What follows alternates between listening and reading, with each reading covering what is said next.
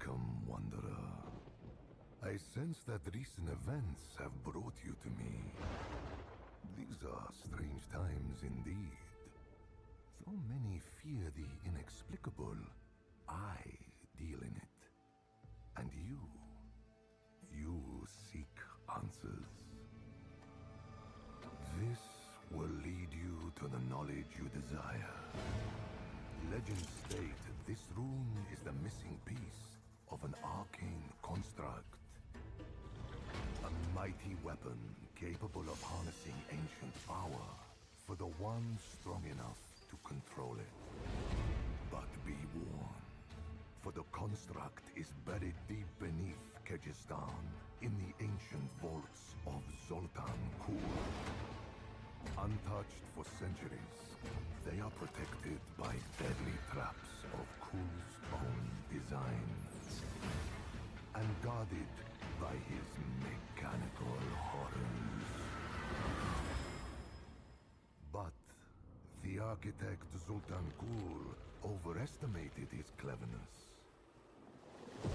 In his hubris, the mage abandoned his work, leaving darker forces free to corrupt his machinations and claim the vault's power for themselves. The answers await you in the depths. Take the rune, if you dare.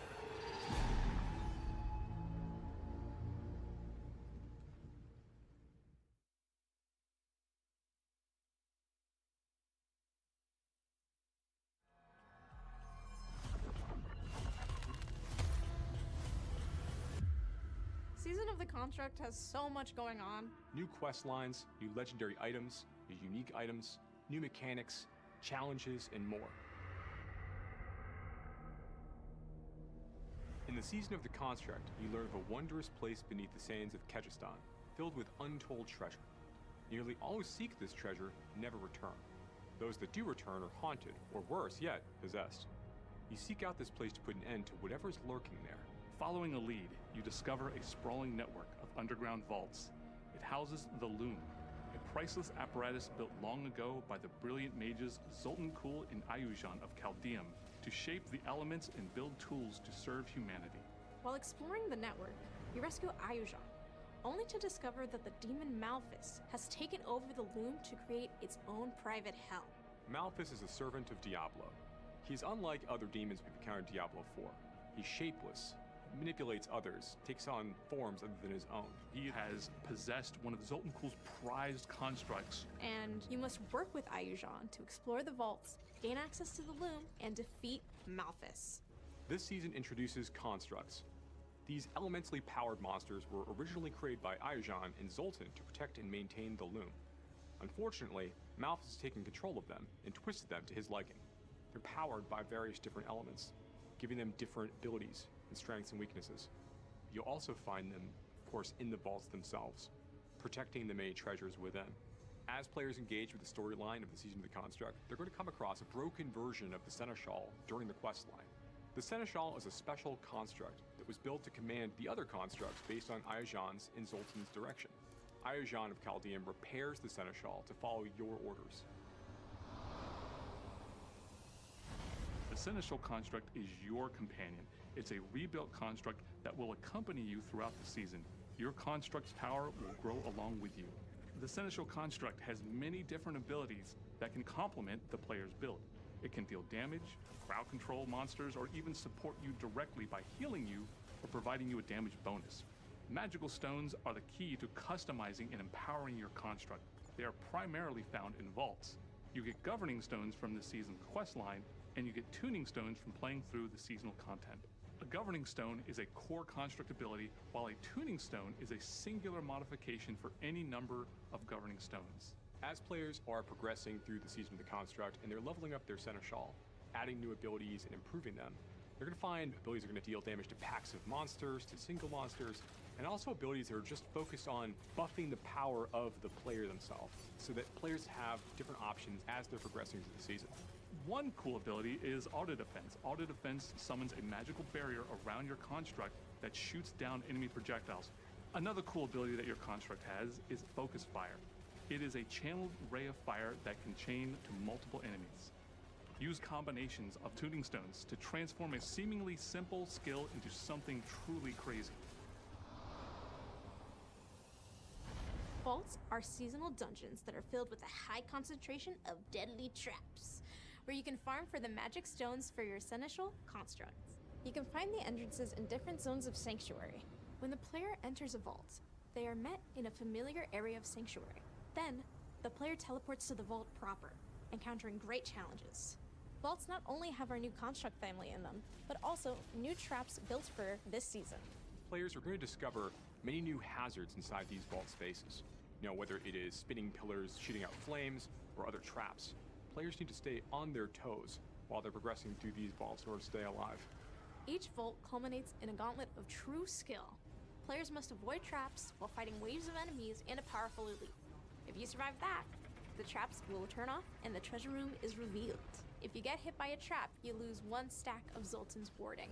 Zoltan's Warding is a special buff players can get by interacting with the statue of Zoltan Cool when they enter a vault, if they have a Pearl of Warding.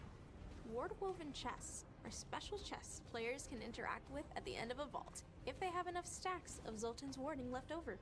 If a player has more than 1 stack, they can open a rare ward-woven chest. Those have even better rewards. This season introduces our first stationary boss in Diablo 4. This is going to be a fight against this massive protective golem meant to watch over the vaults. The Malthus, once again, has managed to corrupt and control. Because it's stationary, it gives us the opportunity to include some of the season's new traps into the arena. This presents a lot of unique and new mechanics for the players to navigate and fight.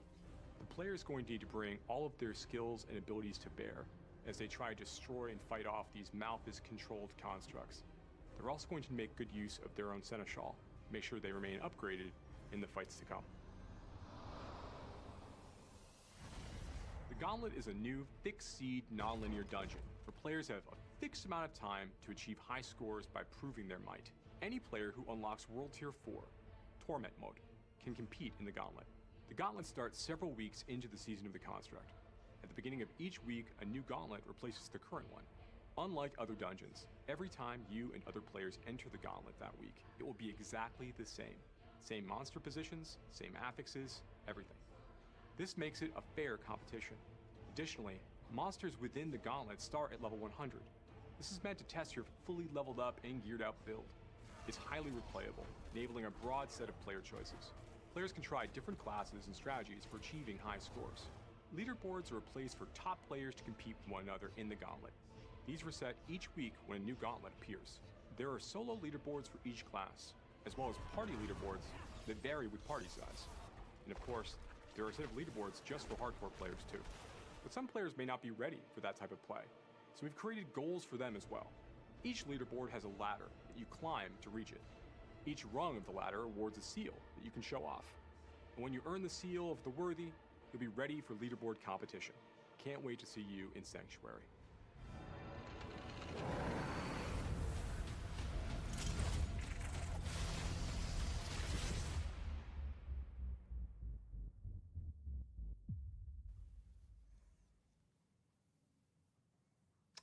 Hello, Diablo community.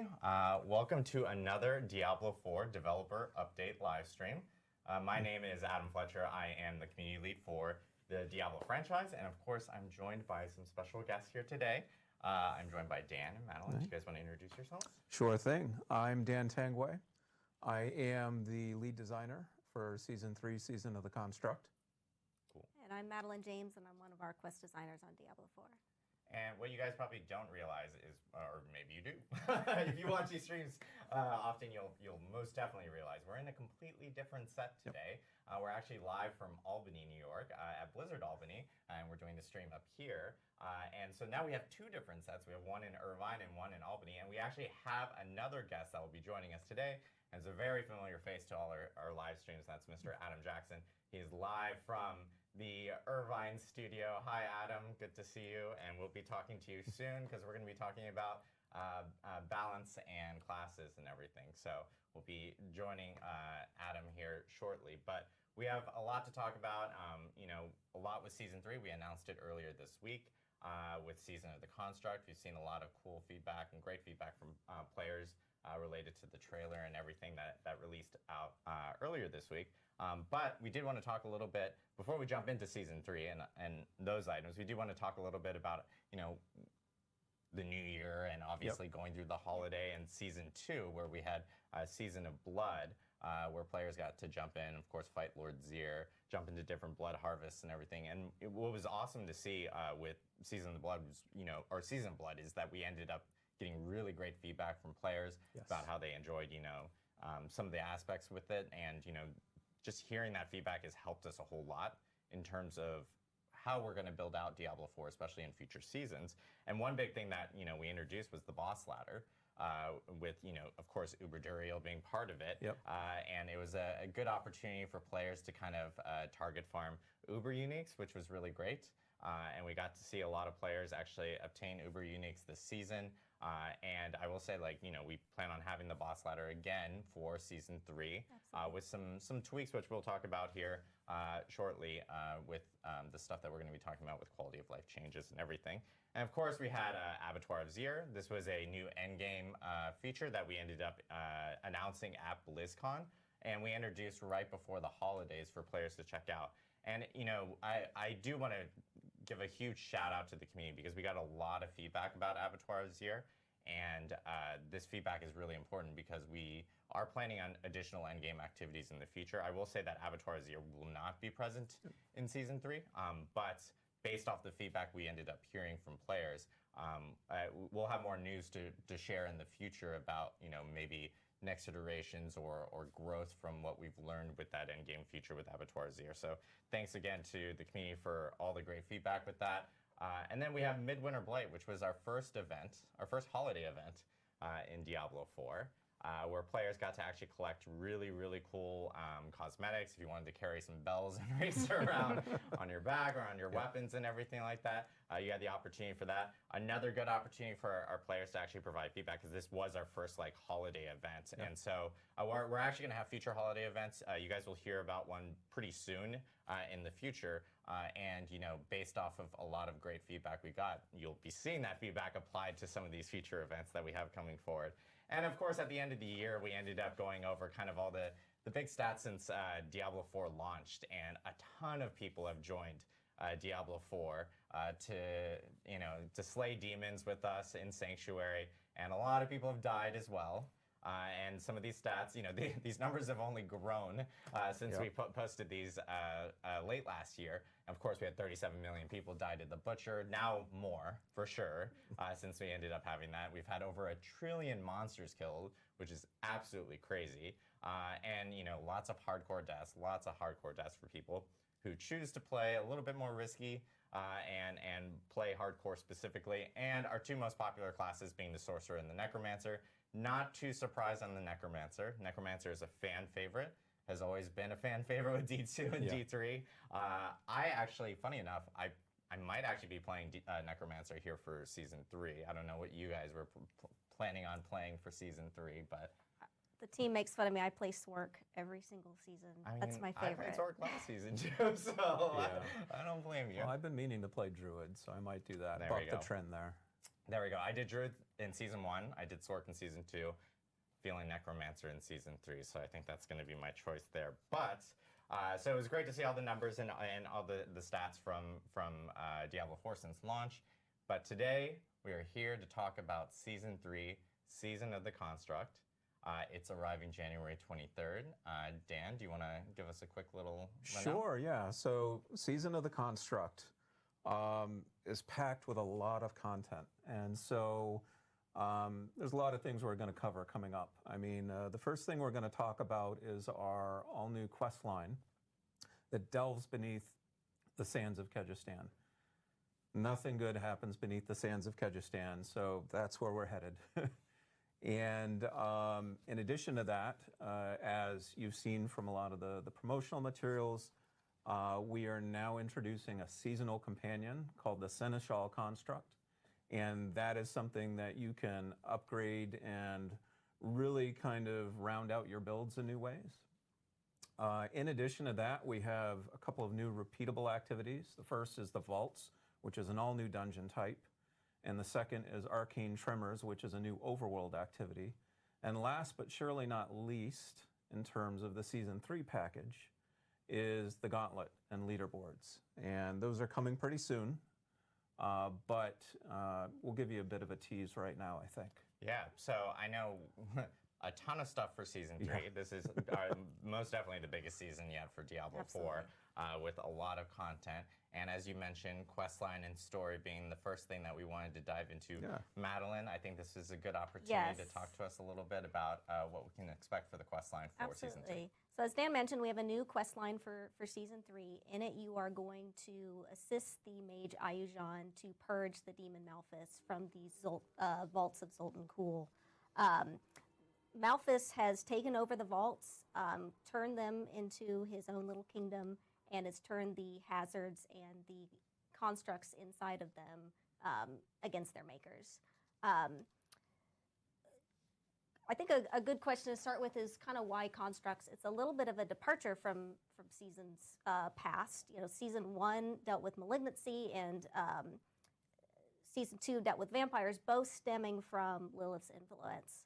But Sanctuary is such a big place, and so many different stories and lore, where at present day Sanctuary is kind of the Dark Ages. We've had, you know, thousands of years of different technology and magic, and this is one of those stories. We spent a lot of time discussing as a team what we even wanted to do for Season 3. And the story team really fell in love with mage clans. We delved into a lot of Diablo lore. We delved into the Sin War books. We delved into the Roderick Vault, etc.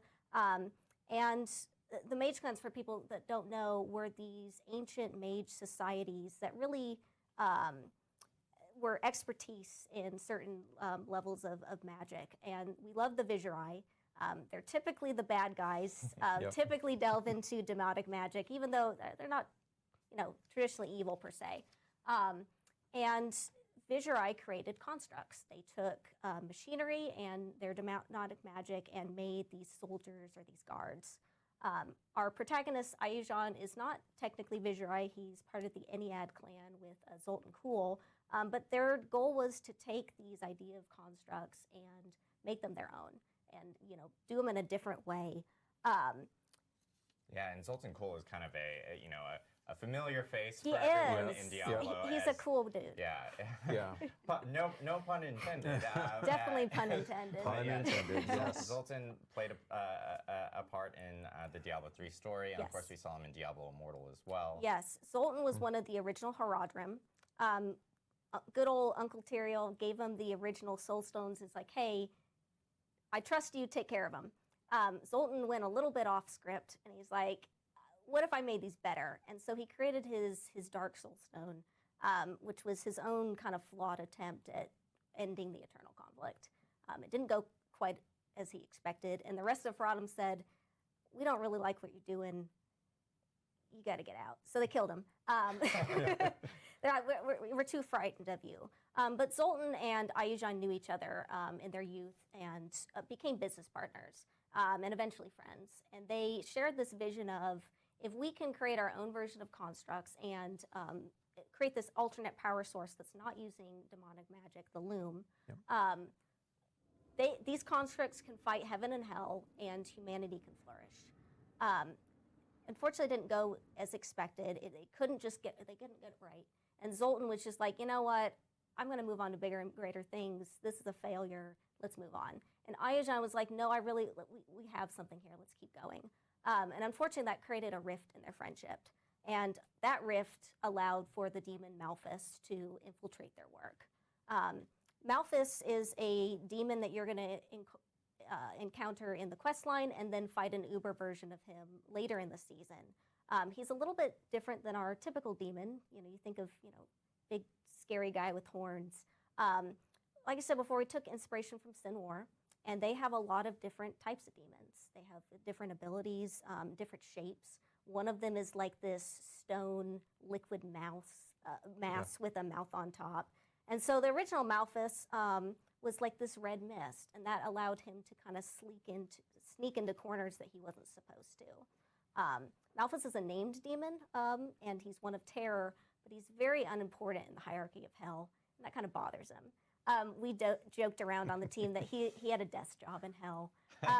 So when he found the opportunity to sneak into Sanctuary and to corrupt the vaults, he's like, this is my time to shine. This is my kingdom. I'm going to rule it. And he did that successfully for many, many years. And he might have gotten away with it forever, except he was a little bit too prideful. He's like, I'd like to sneak out and leave the vaults. Yeah, he's not satisfied with the vaults. He now wants to start trying to take over Sanctuary itself. And that's where the player comes in. Yeah. So I think we have footage of the quest line, the early parts. You are going to start in Gaia Cool, where Malphas's influence has seeped in. Villagers and demons don't typically go well. I can't even imagine their insurance rates. But they hire you and they're like, hey, something's going on, something up north, please figure it out for us. And so you find the first vault and you delve into it to try and get a sense of what's going on. And these are where you're going to start seeing the first hostile constructs that Malphas has corrupted, and find your own construct. You start finding pieces of it. You're going to keep traveling through, and eventually you're going to find Ayajan, who is in a less perfect than ideal situation under Malphas's influence. You eventually free him. He's like, thank you so much. I don't even know what's going on, but let's figure this out together.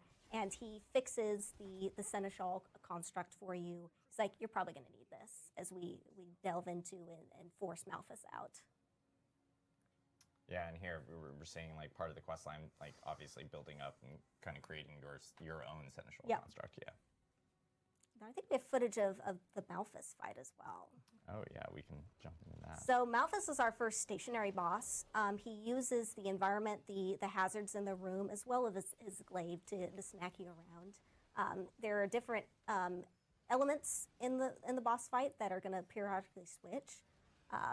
Like I said before, he's this red mist, but for this fight, he is possessed the largest construct he could find, the Guardian, to fight you. And the loom is in the background. Yeah.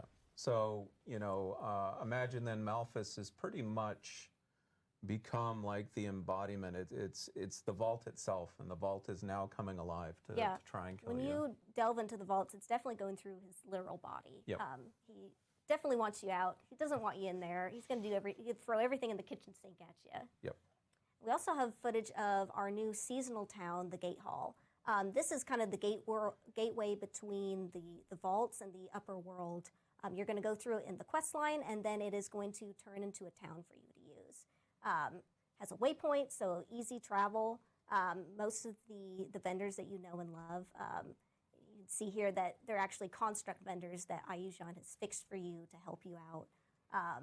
And here you're going to be accessing the vaults. You can also access them in the overworld if you choose so. So it should be a really convenient place for you to visit and turn into your main hub for the season. Yeah, we expect a lot of players will be hanging out here in the gate hall, since all your vendors will be here. It'll be easy access to the vaults and everything. So kind of the new hub specifically for Season 3. So yeah, sounds really cool. Yeah, really excited for the quest line and story for Season 3. Obviously, we talked about Seneschal constructs and how that's actually going to be a big part of the storyline. People have been talking about it all this week with seeing the footage of like, wow, it looks like we have these little companions with us now for Season 3. So Dan, can you talk us a little bit about what Seneschal constructs will be for players? So the Seneschal construct is a seasonal companion. And the seasonal companion is kind of the embodiment of your power chase for the season. So every season we try to develop a new type of power chase, and power is really important to our players. Obviously, this is a game about becoming super powerful and killing lots of demons, and we're always trying to find new ways to do that. So we really wanted to stretch ourselves this season and find a way that players hadn't seen before. And so that is how the Seneschal came into being. Now, the Seneschal is this little construct, maybe not so little, but it follows you around, and it has different skills and abilities. And I will note, you can pet your construct, your Seneschal construct, which is you have to be able to pet it. So yes, you absolutely can. Important. Yeah, and so you can have 2 skills on your Seneschal construct. those are given to the construct using what is called a governing stone. And governing stones are these semi-precious stones that you can find throughout your adventures in Season 3. They drop in a lot of those repeatable activities I mentioned, which we'll cover soon. And there's lots of different types. I think there's about 12 that you can slot in. We weren't satisfied with that, though. Because, I mean, okay, 12 skills, it's cool, don't get me wrong, but we wanted to allow players really to modify those skills however they saw fit. And so we've also developed 27 different tuning stones, another type of stone, that you can slot in then to modify that skill. And so you've got those 2 governing stones, and then each governing stone has 3 different tuning stones that can modify it and just create really wild combinations of powers that'll allow players to experiment how they see fit. And so kind of with that breadth of powers then, you've got a lot of different options for being able to kind of round out your build and create new types of ways to kill demons. Awesome. So, that's very cool. It sounds really cool. Yeah. And I think we might actually have I some think we examples do. and footage of like, you know, what some of these yeah, would be. so let me tell you what's going on here. So we've brought up our construct menu, and this is in the inventory UI, but it's its own separate UI, so you know your construct is not going to take up your traditional inventory space. And this construct has 2 governing stones equipped right now. One is called Focus Fire, which was that beam of fire that was coming out. The other one is called Lightning Bolt, and you can see it shooting some lightning bolts. Like I said, 2 skills, not too bad. You're killing some folks here, but we wanna amp things up a bit. So in addition to being able just to get stones as drops from activities, you can also craft stones. And so we've gone to our gate hall here, and we're crafting a new stone. We're going to see what we get. In this case, it's a pummel stone, a governing stone. I already have that skill, so it's just going to count towards XP, towards leveling up pummel. And I'm going to kit out my seneschal a little bit different. So we've got Focus Fire, and I think the first thing we're going to add is Voluminous Support. Fancy way of saying that it's going to increase the area of effect for your attacks. We're also going to add Electrocution. Now, even though Focus Fire is a fire attack, Electrocution is going to add some lightning damage to it, and it's also going to add a little bit of chance of stun. And so now we're dipping our toes into this crowd control. And then finally, we're going to add Arcing Support. And Arcing Support's really cool because Arcing Support allows your abilities to chain. And so now let's see what that power is going to look like when we bring it back up. All right, so here now you can see that Focus Fire is chaining amongst enemies. You can see that some of them are getting stunned, little electricity around them, and it had a bigger area of effect. Similarly, if we were to apply some of these to the lightning bolt attack, let's say we gave it multi-shot in that Arcing Support, now it can just blast through enemies. So yeah, it's so got a lot of options there. So we're kind of seeing some examples of what players can potentially do with their seneschal constructs and actually make adjustments and modify them to kind of suit your specific playstyle. I think a big question is like, can you actually add, maybe some status effects or things like that? Like, can you potentially add in a tuning stone that may make enemies like vulnerable, for instance? Yes, absolutely. So again, we wanted to give all of you a lot of different options to play with. We want this to be a toy that you can experiment with. And so that means that, you know, some of the examples we showed were more damage dealing, where the seneschal is doing the damage. But then we also want to give players the ability to just kind of set up, you know, enemies for you to go in and, you know, land the killing blow. So there are a lot of different support stones that can make things vulnerable, bleed things, electrocute them, chill them. I mean, the list goes on. I mean, pretty much any of the, you know, the verbs in the game. So your possibilities are massive with what you can do with your seneschal. And you know, one thing, this is actually something that Sean White, who was in the video, our Dev Insights video before the actual start of the stream, pointed out yesterday on social media to players that were asking a little bit more, or for more clarity on some items. But the Seneschal construct actually does scale 1-to-1 with like specific like secondary type of stats, or even things that are associated with your actual character. So things like attack rating or crit chance, for instance. Yeah, it was very important for the Seneschal to feel as if it was an extension of you, if you wanted to be that. Also, we really didn't want to get, you know, a Seneschal that was just outclassed when you got to level 100, because then where's the fun, right?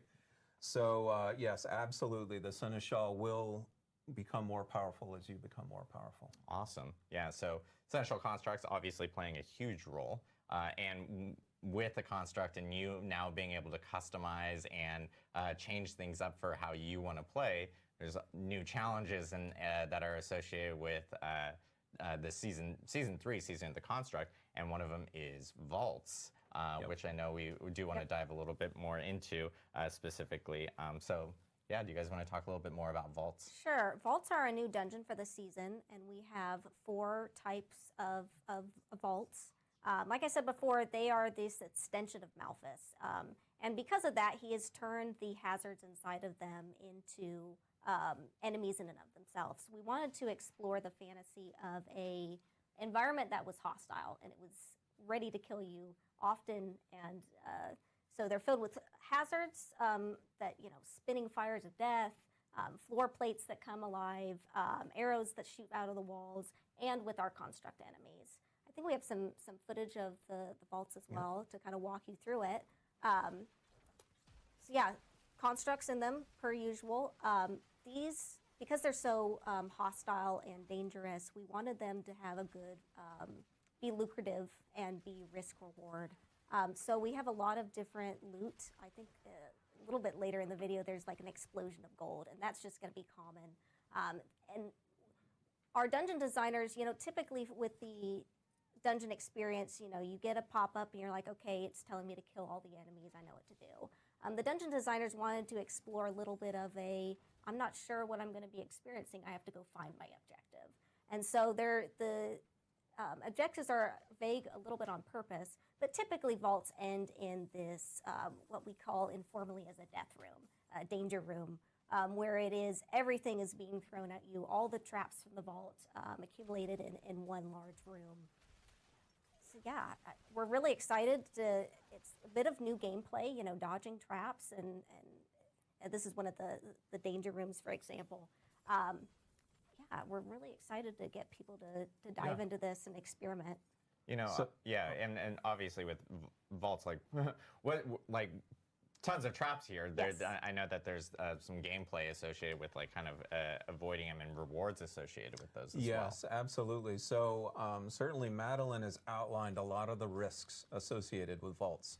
I mean, those hazards are going to be pretty unforgiving. But if we're putting a lot of risks in front of you guys, we want to make sure there's a lot of rewards too. So you saw a little bit of it already with like some of the basic chests in the vaults have been souped up, so they're, you know, more rewarding than those chests you'd find in other dungeons. But there's another mechanic at play too, and that's called Zoltan's Warding. So as you enter a vault, after you've cleared some of Malphas's influence out of the vault, you can find the statue of Zoltan Kuhl, because of course Zoltan Kuhl, He has to have a statue. he's got to have a statue in every vault. I mean, that's just how he rolls, right? So if you're able to find a special, it's called a Pearl of Warding, you can offer that to the statue, and in return, the statue is going to grant you Zoltan's Warding. This is a buff. It doesn't really help your combat too much, but what it does is it gives you additional rewards, and you can see right there, there's kind of that glowing one to the side with the icon. That is a ward-woven chest that contains extra rewards if you're able to keep that buff. And so as you get better and better at the vaults, you're going to start basically challenging yourself to keep the buff. And you keep the buff by avoiding the hazards. And so the gameplay really becomes focused on trying to make sure that you're moving as cleanly as possible through the vaults, in addition to fighting the enemies in order to get the highest payout. And you know, if you make like mistakes, like I know I will make mistakes. Yes, like I will too. I am a person that gets hit by like every single trap under the sun. Are there ways of being able to like help mitigate like some of those types of mistakes? You can have multiple stacks of buffs. So you know, one pearl is, I believe, 3 stacks. Yep. And so if you want to go grind the overworld activity to get the pearls, you're like, okay, I have a bunch of stacks. I have a really good chance. And if you don't make it and no stacks left, there were 2 chests at the end, you still always get a loot. But the super great loot comes from Solden's Warding. Yep. Got it. So yeah, so there are opportunities for players to actually get multiple chests. Yes. And you can actually have multiple stacks of warding to essentially create a buffer if you know you're planning on playing a little bit more sloppy. If or you something really like that. really want to brute force your way through, you can, but you've got to invest a little more time. Got it. No, that makes sense. That's great to know. And like I guess with the pearls and the overworld activity, I know that has like. To earn those types of buffs, like how do players actually end up doing Right, so that's our second repeatable activity that I'd mentioned, which is the arcane tremors. And so arcane tremors is a new type of overworld activity that's really localized around the entrances of the vault. So remember how we were talking about Malphas, and Malphas's sights have become grander now that he controls all the vaults. And so all the constructs are starting to spill out into Sanctuary and cause trouble. Additionally, some new types of hazards have unearthed and are starting to appear around the vaults. And so it's your job to every so often go in and beat back, you know, all these construct invasions or incursions, essentially, that are creating the tremors. And so I can talk a little bit about this activity. We can queue up some video for that too.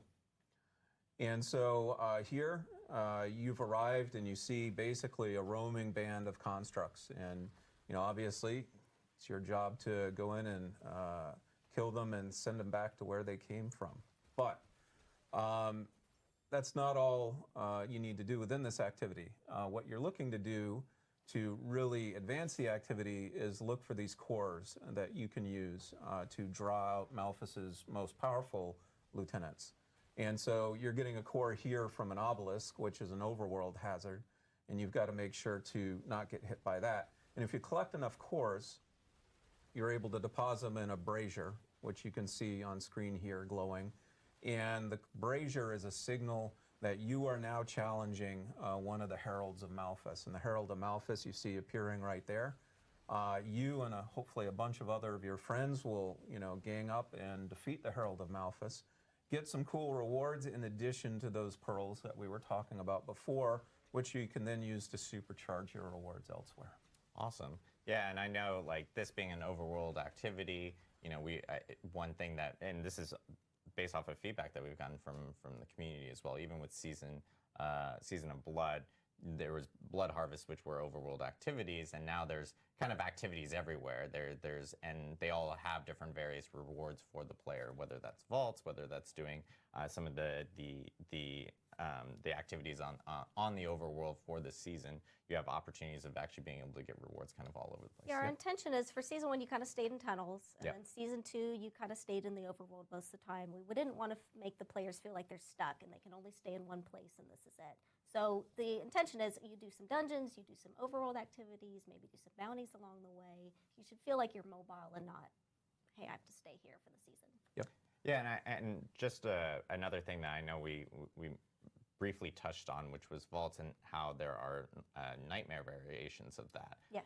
And that's something that is additional to just going through vaults as well. So. Yep. Yeah, the vaults are fully dungeons in that respect, and so we have the ability and have made nightmare versions of all of these dungeons. And the nightmare versions of the dungeons obviously have more difficult combat, but they also have a lot more rewards. So those chests we had talked about before, the ward-woven chests, you actually get more of those as you advance in the nightmare system. So then your vault runs become even more and more rewarding in that case. Yeah, and like how would you access something like that specifically? Right, so we're going to use the Nightmare Dungeon Sigil system, but we've created a way that the game can now award unique seasonal sigils, and in this case they're called Vault Sigils.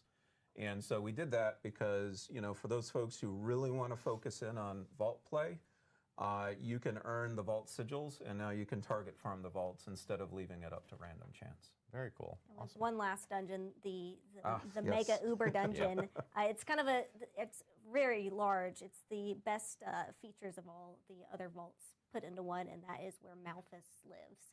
And so you will be quest line, you'll defeat him, and then Uber version of him post quest line for the rest of the season. And so there is an Uber version of Malthus that is even more challenging than the quest version. And he kind of sits parallel to the current boss ladder. So you don't need to do him for the boss ladder, but it's certainly going to be a bonus for you if you do. Awesome. So yeah, way more additional content in this season. And we have a lot of different ways of being able to play and take your character. You can do it activities on the overworld. You can actually use those activities to help you out in the vaults. You can do nightmare variations of the vaults. We have Uber vaults now, or with a larger, more difficult vault with a new boss here for season 3 as well. And this is just a little bit of what we have for season 3 with, of course, we have seneschal constructs, which will be around with you all the time. And with that, we, of course, have one additional component to season 3. That's right. And that's with the gauntlet and leaderboard. And I will caveat, I know we mentioned this in the blog earlier this week. So the gauntlet and leaderboard are actually not going to launch at the start of this season. And that's really because, we want players to actually go through the season and actually grow and learn the season with their character before we actually launch the leaderboards. So we will have information on when we actually do launch Gauntlet and leaderboards really soon.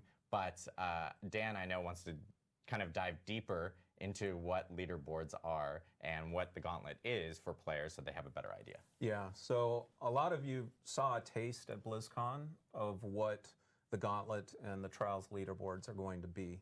And so we can go in a bit more depth here and hopefully start to answer some of your questions. So the Gauntlet is another new dungeon type. The Gauntlet is something that unlocks with the overall leaderboard feature in World Tier 4. And basically that means that it's targeting more of your in-game players at this point. Folks who have really decided on a build, they're starting to really round it out, it's become more powerful, and now they want to prove their might. Not just to themselves, but obviously to show off and have bragging rights. So the Gauntlet itself, new type of dungeon, is kind of based around 3 different principles. The first is that it is fixed seed. The second is that it is non-linear. And thirdly, like I said, it's there to prove your might. And so I'm going to kind of unpack that a little bit. Fixed seed means really that it is trying to be as fair as possible for everyone. Everyone gets the same gauntlet every week. And so you're not fishing for, the best roll of a rift or something like that. Yeah. It's really a level playing field at this point. And let me tell you, that was kind of hard to do. Our game is not very good at doing one thing. It loves to do random things. But in this case, we felt competition demanded that it be fair. Yeah. Non-linear is really all about how the dungeon is laid out. It is not a dungeon where you travel from the beginning to the end. It's not about trying to get to the end as quickly as possible. It's about the choices you make while you're within that dungeon. And so the layout basically allows you to develop all manner of strategies.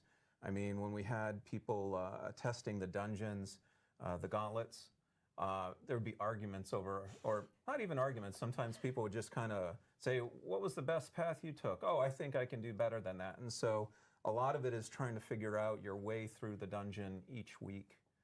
And then finally, proving your might is about killing enemies and gathering what we're calling proofs of might, and then trying to get the highest score possible. So it's not about just going fast. Certainly going fast helps. But it's really about how effective and efficient are you at combat. And that's going to be reflected in your score. And so at the end of a gauntlet, you're going to get a score, and you're going to say, okay, can I do better than that? And we're going to say, well, we've got a couple targets you can try and hit, but really you're going to be shooting for those leaderboards. Yeah.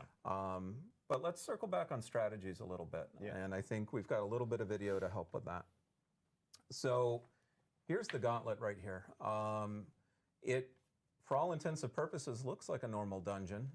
But we said, again, it's World Tier 4. It's targeting level 100 players. So we're going to throw a dungeon boss at you right at the why not? start. Yeah, and I will note, like, I know we're mentioning level 100. Technically, you can do Yes. Gauntlet before level 100. It's just probably more efficient to do it at level 100 just because it is an end-game activity and it'll be challenging. I mean, if you think you're ready to tackle the gauntlet below level 100, by all means. It's not tuned that way.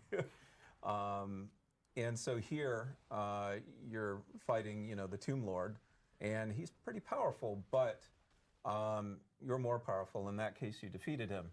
Now, the cool thing about defeating that boss is it doesn't drop loot, it drops a shrine. And that shrine can then be used as a power-up to, further increase your power within the gauntlet. And there's other types of new shrines within the gauntlet, too. We just hit previously here a Pillar of Proving, and that's a shrine that actually respawns all the enemies around you. Now, why would you want to do that? Because you want to kill them again and get their score, right? So we've got the Pillar of Proving, we've got the Pillar of Glory, which is a way to basically get a multiplier on your score.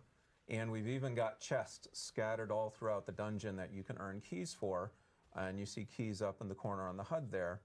And those keys give you even additional score. So a lot of the strategy of a gauntlet is, as a solo player at least, trying to find the most optimal path through it and use that as a way to, take your really cool build and get the highest score possible. And something we saw in the footage, obviously the first thing we ran into was a boss, like a Tomb Lord right there. And so you could technically take that Tomb Lord further into the dungeon if you want to. Yeah. You're not stuck in the room. Yeah, you're not stuck in the room. You can draw that Tomb Lord right next to another shrine and do a combo and then start building up even higher score. Exactly, and so that's the thing I think with gauntlets, like we're going to start to see some really, and because they change weekly and these leaderboards will be weekly, we're going to see players kind of create different combinations of what's the best way of optimizing for the best score possible, taking advantage of the shrines, taking advantage of the chests, taking advantage of, like, should I drag a bunch of enemies over here just because I know I'll have a shrine ready and stuff like that. So it's going to actually be really interesting to see, and I think it adds even more complexity to the idea once you start adding additional players to it as well. Yeah, no, we had a lot of fun testing this, especially in parties, because parties can then start dividing and conquering what you need to do in order to get that high score. And so we expect party scores to be, frankly, ridiculous. Parties, got to play with friends there for that and stuff. And so I know with leaderboards, when you're looking at leaderboards, like I think we actually have an image of the leaderboards here, just like a quick throw up here. But you can see, based off of how leaderboards are, there is an overall leaderboard for players.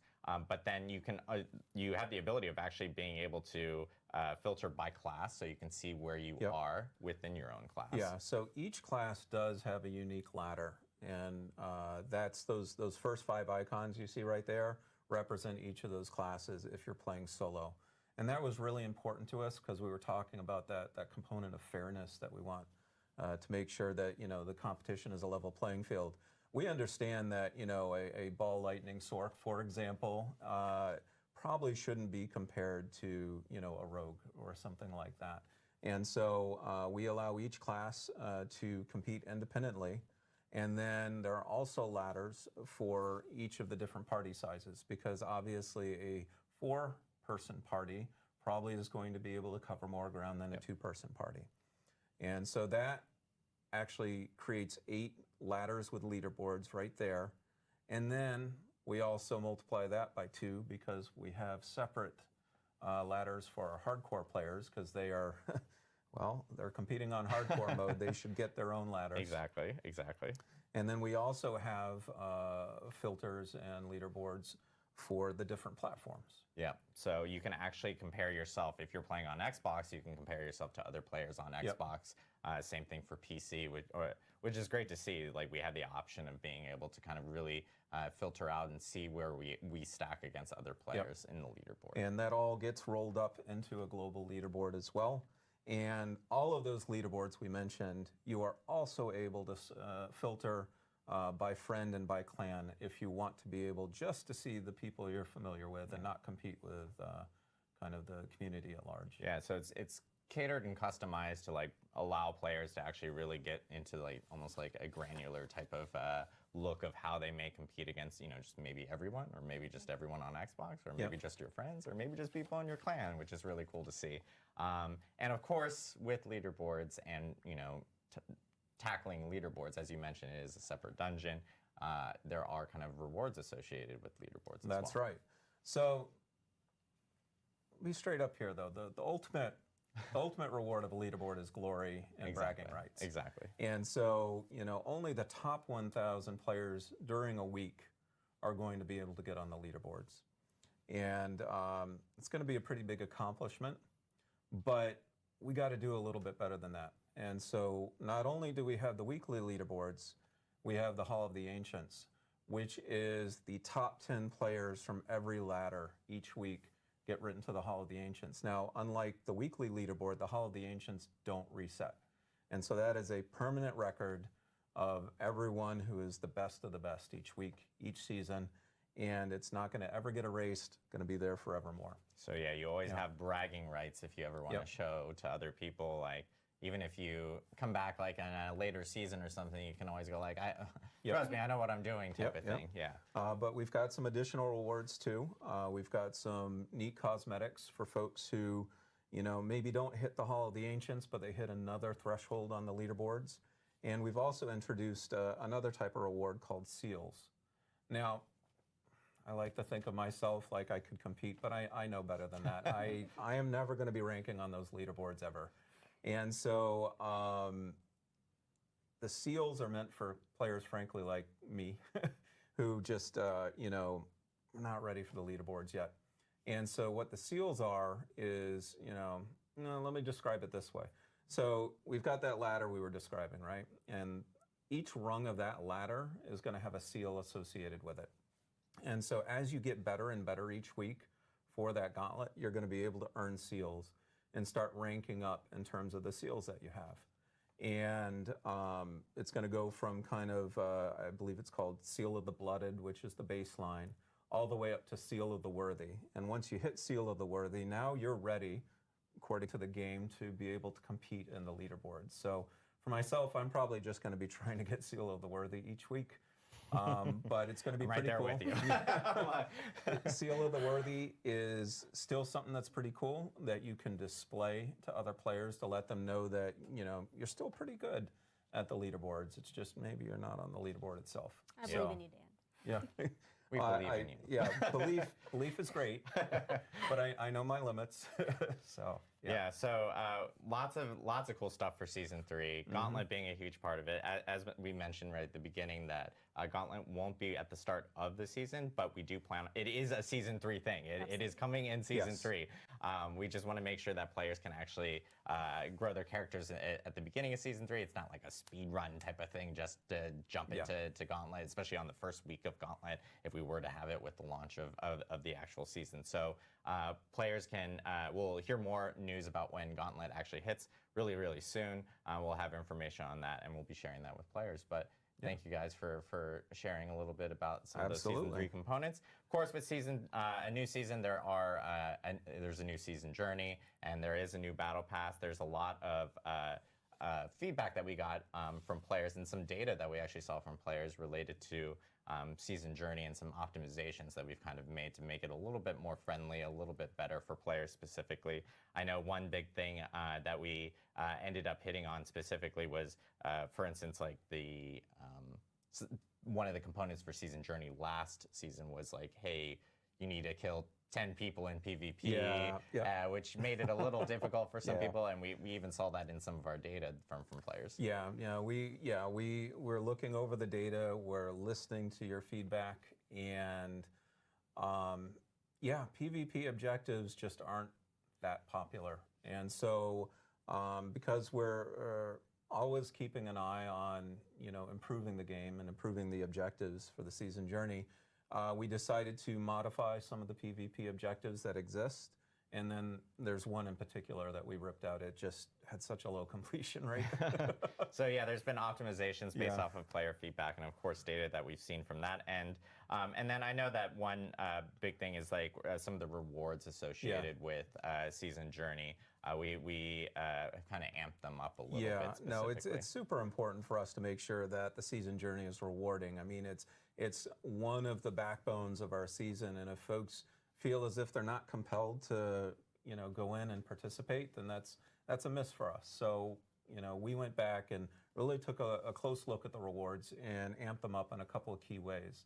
The first way we amped them up is we made sure that it was a good vehicle for earning some of those governing stones and tuning stones we talked about.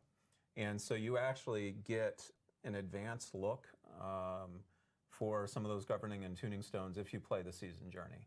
And so you'll get the drops a little bit sooner, and that'll give you a little more of a leg up with speccing out your Seneschal. The other thing we did is we looked at those later chapters, Champion and Slayer and Destroyer, and we said, wow, those still don't feel rewarding enough. I mean, we're asking players to do a lot there. We're asking them to go into the boss ladder, defeat bosses, really invest a lot of time. So we wanted to make sure those rewards felt meaty. And so we added a number of ancestral legendaries there, including some that are 925 eye power. Nice. So hopefully, hopefully that will be something that folks will really enjoy, and get more folks wanting to take that journey with the season. Also, something slightly related to season journey and feedback is we got some feedback that previously for our quest lines, you had to complete certain levels of season journey to even progress in the quest line. Got a lot of feedback. People didn't like it. We don't want people not to feel good with it. So starting season 3, you can just do it start to finish. There's no season journey break. Yeah, Very so cool. it's Awesome. no longer says level up to chapter 3 of the season journey. Yeah, most definitely. Yeah, it's and again, community feedback has been so helpful for us, especially as we have been iterating on seasons and going from season to season. So it's been super great. Another big thing that's coming with at least season 3 is it's a cosmetic that I think a lot of players have been looking forward to. First, actually, let's actually jump into all this. Actually, can you throw that graphic back up? There we go. Yeah, so there a lot of new cosmetics coming. One big thing I know that was really popular with season 2 was the town portal skins. Love those town portals. Everyone is rolling with the blood portal. I am not rolling with the blood portal. I'm like the one person that's rolling with like the angelic wings one. If there's other people like that, like shout out to those people. You're part of my crew. But there are also cool new skins and of course new emotes that are coming with the new premium battle pass for season 3. And then one item that I think we actually haven't really added to since launch is emblems specifically. Emblems are kind of like on your character title or on your character on the character bar for your screen. I have been rocking the Tree of Whispers one for a long time. I'm gonna put it into retirement because we are adding new ones here. I believe we're adding, I think it's 3, I believe. Yeah, for this so season. you will get 2 new emblems per your adventures in the season journey, and then 3 through the battle pass. Awesome. So yeah, we're adding in emblems. I know that's something that people were asking about because we've always had the 3 at launch. And so this now gives you the opportunity of actually collecting additional emblems in season 3. And of course, season blessings are also getting adjusted for the new season, because I know with the last season, of course, they were specifically catered towards Season of Blood. This one is, of course, being updated for Season 3, including items that affect like tuning stones, for instance, specifically for players. So Season Blessings will be getting updated for this new season. And then I know that one thing that people, and something I mentioned in the beginning, which is the boss ladder items, that is most definitely coming back for Season 3, so players can expect to have the opportunity of being able to tackle through the boss ladder. And we actually do have some optimizations that we'll be talking about here really shortly related to being able to jump into boss ladders. So yeah, lots of stuff for Season 3. Yes. Tons of stuff for Season 3. Yeah. Biggest season yet for Diablo 4. And you know, we covered a lot. I'm looking forward to people jumping in. It begins on January 23rd, where players will be able to actually jump in and create new characters for the season. So Dan, Madeline, thank you guys so much. Oh, you're welcome. Really appreciate it. Yeah. And then I know for the next part of our broadcast, we're actually going to use some amazing tech. First time we're doing this because we now have two different sets. One here in Albany, which is themed like Cathedral of Light. You know, we're in a colder environment. It is cold outside in Albany. I'm not used to that as a California person. Yeah, I'm sorry about that. I landed lots of snow. But it's like Cathedral of Light, Fractured Peaks, you know, kind of feeling. And of course, we'll be going to Irvine, where we're in like the, I hate to say the pits of hell. Irvine is not like hell, I promise. I've lived there. But our studio is like that. And we are going to be joined by Adam Jackson. Adam, hopefully you're there. There you are. Hello. Hey, I hope you can hear me. I'm always paranoid. I can hear you live from Irvine. Cool. And Adam, you know, they always call it the Adam and Adam show whenever you and I are on. And of course, we're going to be talking a little bit about some of the balance changes coming with Season 3 and what players can expect. And a little bit about some of the philosophy as well of what you have kind of, or what you want to actually present to the players of what they can expect going forward, especially with Gauntlet being involved. So do you want to take it away? Yeah, totally. Got lots to talk about today, so I'm pretty excited. So I'm really going to be going over 3 different major topics today when we talk about what's coming in for Season 3 and beyond. So the first one is, I think, what everybody expects. We have some new class updates coming. A little bit of a caveat here, though. I'm not going to be going over every single note or every single update, but I am going to give you kind of a high level of what's coming for every class. But you'll definitely find out some more stuff when you look into the patch notes and see other things we're doing. And patch notes are going to be coming out very soon, like tomorrow. Tomorrow, actually, yeah. They're coming out tomorrow, so players can expect to see them tomorrow. We'll give you a preview today, but you'll see the full patch notes tomorrow. Correct. So it'll be a preview, but you know, you'll still get an idea of kind of what we're thinking and what we're doing. Next, I want to do a brief explanation of kind of how we currently view class balance. You know, the game's gone through a lot. We've been out for a little while. We also have the Gauntlet coming. So, you know, a lot of changes coming, and we're going to be adapting to it. And then the last thing is kind of a roadmap for our plans for seasonal updates going forward. I kind of want to give people some more concrete ideas of when we update and how we update. So first, we're going to start with the class updates. So first, for the Barbarian, we got a few things going on. The first one is some big improvements to charge. You know, right now, charge is, you need a bunch of different legendaries and other effects to make it really kind of sing and be powerful. And we're going to be moving a lot of power to the baseline skill from legendaries and other effects. It's going to do a lot more damage now than it did before. We might be insane, but I think it's really cool, and so we're going to do it. But you can see here kind of Season 2 what the damage numbers look like. You know, did like 1,200, and then Season 3, it's like 12,000. So, you know, like 8x or something like that. So it's going to do a lot of damage now, baseline. Of course, legendaries are adjusted to compensate, but yeah, you should have a lot more fun with it out the gate. We're also doing a lot of buffs to key passives, such as Walking Arsenal, to kind of keep them up to date with the one that most people pick, that shall not be named. And then also we're adjusting a lot of shouts. You know, we got a lot of feedback that players don't really like feeling kind of mandatory that they put all the different shouts on their bar. I played a Barbarian last season. I know how it feels. So we're trying to kind of walk this line where we want it to be fun and you can put all the shouts on your bar, but it's not required and you kind of feel like there's good reasons not to. So we've done some changes there. And, you know, if I were a betting man, I'd say I'd put my money into, you know, charge and maybe some key passives as far as things that I think you'll be happy to see. So I think you'll be kind of happy with our changes there. You know, Adam, whenever we have you on, you have to talk about class stonks. And this is class do like stonks. my stonks. Yes. So next, let's go over to the Sorcerer. Again, these aren't all the changes. These are just high-level stuff.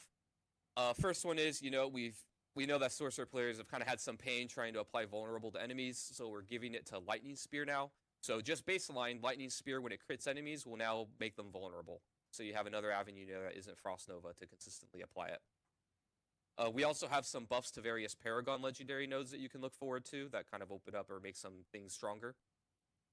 And last but not least, for you Meteor fans, Meteor build is getting quite a few updates and buffs across the board.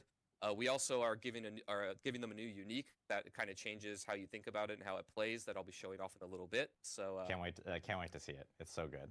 It's so good. Yeah, totally. So again here, Meteor players and Elemental Summoner players, like the ones that like to use the different conjurations, we got some stuff there in the legendary or the Paragon legendary node space that should make you happy. And next we've got the Rogue. So we've got quite a few changes coming to the Rogue. There's a lot of buffs to really underuse skill and skill upgrades. You know, a lot of people use, you know, Twisting Blades and Poison Imbue and things like that. And we're really targeting some of the things that people aren't using so much and giving them some love. In particular, we're targeting range builds to make them more viable and fun. I think it's the Precision Key passive is getting a bit of a rework, and a lot of stuff coming for things like Penetrating Shot and stuff like that. And we're also updating pretty much all the range uniques, including Windforce, Skyhunter, and Eaglehorn. They're going to be quite a bit more usable and powerful, I think. So here, again, some buffs coming really to range builds in general, and also Caltrops, which is a bit of an underused skill that we're giving some love.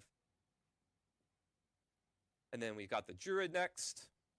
So here we've got some buffs coming to various spirit boons that aren't seeing as much play as others. As an example, Prickle Skin is the one that gives you some thorns.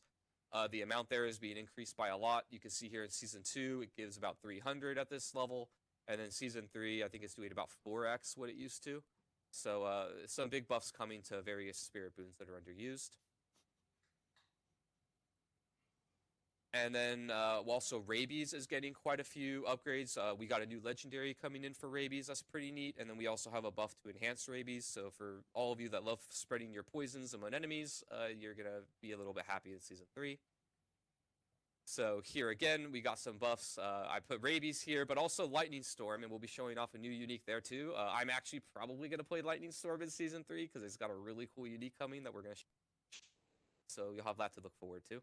Yeah, I'm so excited for you to show these uniques. I think people are gonna probably cater their builds for those classes to some of those uniques. Yeah, they're pretty. I mean, we have uniques coming for every class. We're just gonna be showing those two off today. Again, not everything, but they're pretty cool. Last but not least, we got Necromancer. So Blood and Iron Golems.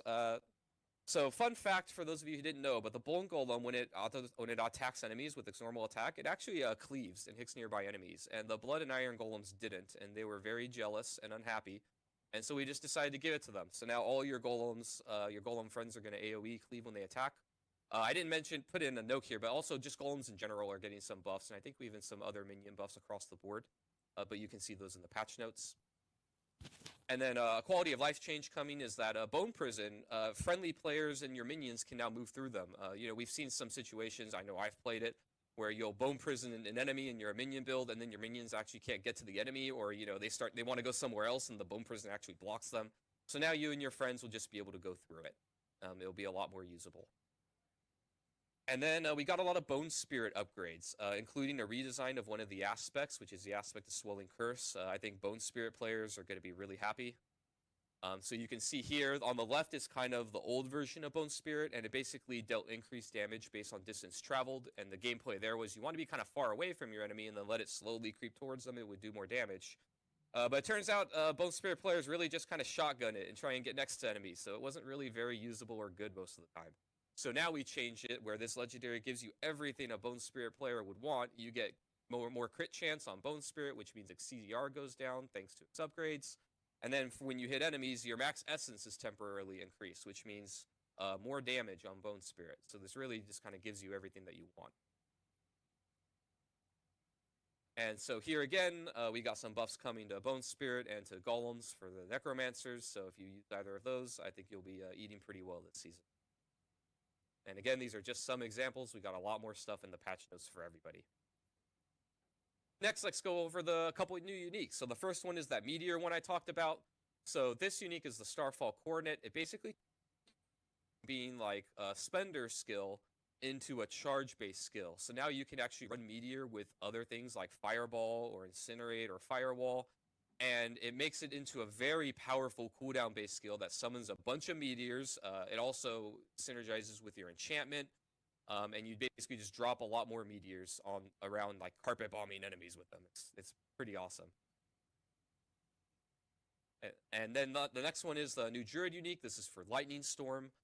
Basically, what this does is it makes your Lightning Storm grow quicker, so you can get up to that maximum amount. I think it's 4 or 5 stacks really quickly. And then also, when your lightning bolts crit, an additional lightning bolt will come down and do more damage. And that additional lightning bolt also, it's still a lightning storm lightning bolt. So you get all of your synergies with all of your other effects. So basically, it turns into lightning everywhere, which is just pretty cool when you combine it with all of the other lightning-based legendaries and stuff. Next, now that we're done with the class updates, I kind of want to talk a little bit about how we've been viewing class balance and how we're going to be thinking about going forward in Season 3 and beyond. So one of the things that we've been talking about a lot on the team is kind of thinking about how should we be updating the game when it comes to buffing and nerfing classes and builds, and then also how often should we update it. And I kind of want to get a little into the weeds here to understand where we're coming from. So first is that we want to balance kind of two competing concepts that are always at odds with each other that we believe players want that really make for a fun game and a fun experience, particularly in Diablo 4. But this is honestly kind of true for most games as far as when they update when it comes to balance. So the first one is we believe that players really want to feel like you all can have fun with powerful builds that you discover. Kind of a core part of playing these games is you think outside the box, or you discover something, or maybe even you follow a guide, but you find something that's really cool and awesome, and then you want to go wreck demons and kill stuff with it, right? You want to feel like you have this sense of permanence where you can make something, it's going to be cool, and you can go and have fun with it. But then on the flip side, here we also believe that players want the meta to refresh so that the same things aren't obviously the best choices forever. Right? Looking back at Season 2, easy thing to point to is Ball Lightning, right? Ball Lightning was really fun and awesome. Newsflash, it was also kind of bugged. But, during Season 2, a lot of people had a lot of fun with it. But we believe that, if we just kept things like Ball Lightning or Hoda Barb or these things that are really powerful for many seasons over and over, not only Sorcerer players in the case of Ball Lightning, but even players of other classes would start to feel this kind of gravitational pull and a lot of pressure to play the things that are obviously more powerful than other things. And then players will start to feel pigeonholed into being forced to play very specific things. And so kind of this dichotomy of these two competing factors where you want to have a sense of permanence and finding things and having fun and not being afraid that Blizzard's going to take it away from you, but you also want to have a sense of, the same thing isn't strong forever, and you look at the leaderboards or you look on forums or wherever you look for your feedback, and everybody just is playing the same things, and you feel like not everything is viable, right? So in this vein, some of the larger changes that you're going to see in Season 3 that are kind of bug fixes or nerfs, and before a lot during BlizzCon and before we've talked about how you want to give players a heads up of what's coming. So these are the things you're going to see at the launch of Season 3 that are kind of they're having their power lowered. The first one is the Ball Lightning enchantment, or enhancement, sorry, is causing it to deal too much damage, obviously. The rogues have also been getting extra combo points via very specific unique interactions. That's made them very powerful. Twisting Blades, again on the rogue, and Poison Imbue have had some interactions that we're cleaning up that makes it do more damage than was intended. The Druid very recently kind of climbed to the top of the power level in the game due to kind of an unfortunate interaction with Blurred Beast, where you can double dip damage. And really, we've had a couple cases like this earlier in the game, so we're redesigning this legendary power. Where you can kind of apply a dot or some effect, and then something else does damage based on the dot, or dealing damage on something else, and then that damage double dips, and then just goes into crazy town really quick. So we're nipping that in the bud. For the Barbarian, the Hammer of the Ancients, the Violent Hammer of the Ancients, which is one of the upgrades that you can get, was always being applied whether or not you had it, and we're cleaning that up. So basically, everybody would always take the other upgrade, and then they were getting both. And then Overpower, this is more of an oversight, not a bug, but it was kind of just too strong in general. If you remember when Season 2 launched, we redid all the combat math in the game, and back then Overpower, nobody was really playing it. And then we really wanted to give it some love, and we definitely did. So it's a little bit too strong right now, and so it's just getting toned down. And now next I want to talk about our season roadmap. Kind of, when we were talking about how we think about how often we should update the game, we wanted to let you, the community, know kind of what the conclusions we came to and what we're going to be doing. So right now our plan is to update the game twice per season when it comes to class balance and really just class updates. We're going to do one update at the launch of a season where you're going to see more kind of large-scale things. The meta is kind of expected to shift a little more. And then we also plan to do a mid-season update, and that'll come somewhere around the center of the season, depending on the exact dates of the patch cycle. So you'll get a little bit smaller of an update there, but still something that'll, do a bunch of buffs, and we're going to go into detail of what you can expect from these. So first, let's talk about season launch and what you can expect when a new season comes when it comes to classes and systems, so on balance. So the first thing is we're going to be giving you some new content. You can count on this. We're going to be giving new legendaries and uniques that are added to the game. The amount that we do can be variable, but what we can commit to is that every class should be getting something new in this space. So you can expect some amount of new legendaries and some amount of new uniques that'll give you new toys to play with. Next, there are balance updates. We'll be doing both balance and design updates for all the classes. And by design updates, I mean, some more in-depth things where we change around functionality rather than just moving numbers up and down. Again, the amount is variable here. It kind of depends on the needs of the game at the time and how much other stuff that we're doing. But as a general idea, just so you can know what to expect, we plan to do many buffs to things that are underperforming, a few nerfs to the things that are really overperforming, and then bug fixes, which can honestly be both buffs or nerfs, depending on what the actual bug is.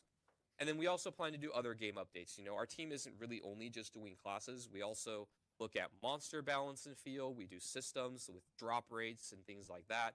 How quickly players can get things that let them have access to different types of content, all of that. So you can expect that at the beginning of a season.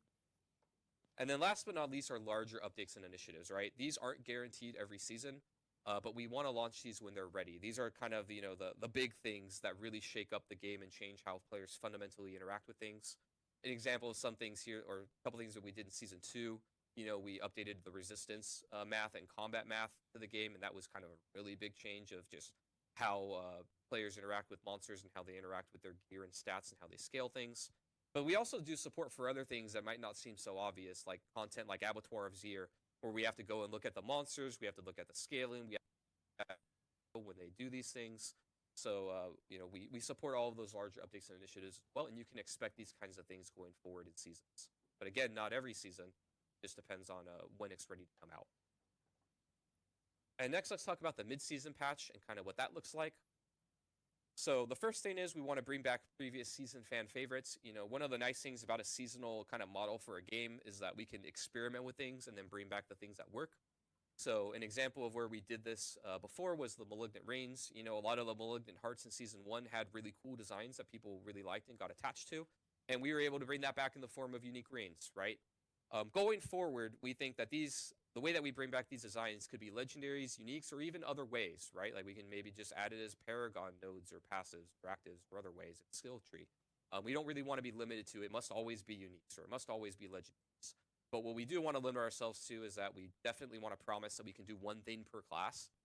And we also think that we can pull from all seasonal designs, not only from the previous season, right? If the design of the power mechanic of a season doesn't really fit into something that's evergreen for players, then we don't want to be limited to trying to shoehorn it in. We may just bring back, maybe a lot of Malignant Hearts or a lot of Blood Seals people really got attached to. We don't want to be limited to like, oh, we can only bring back 4 or 5 things, and then we can never bring more. So we're just going to kind of look like what happened in the past and people liked, and then bring some of those things back.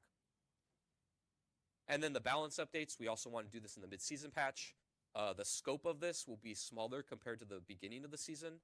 And we also want to do other game updates, like I said before, to monsters, systems, drop rates, and some of those things. We also want to try and mix in a lot of buffs for each class. And then we will be doing bug fixes, and these will be both buffs and nerfs. And we'll go into a little more detail of that in a minute.